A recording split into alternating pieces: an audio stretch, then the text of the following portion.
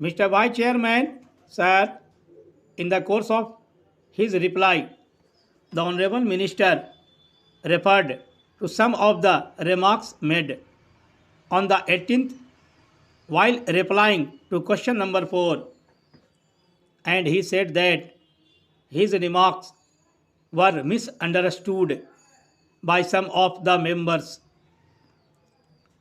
Sir, I really admire my honorable friend for making a reference to it. But if I say that some ministers in the council of ministers at the center are wise, how you will take it? Of course, in his buoyancy, he made that statement.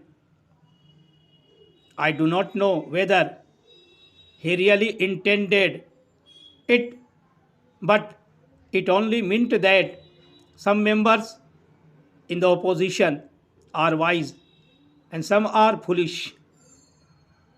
Of course, taken in a lighter vein, it means nothing, but I think such a statement as a whole could have been avoided.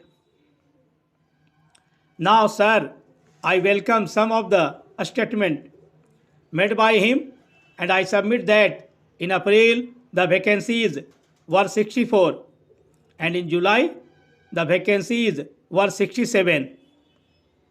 According to his own analysis of the disease of arrears and pendency of cases in the Supreme Court and in the High Courts, the judge strength was less, and therefore this block, this backlog is there. Now the pendency on 31st December 1987 was 5.5 lakh.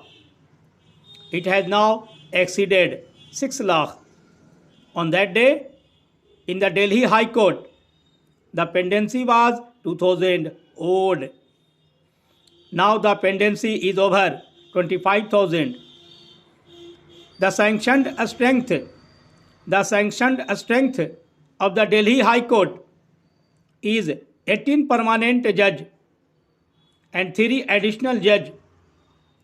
The Delhi High Court has 5 service judges, out of whom 2 are from outside in principle.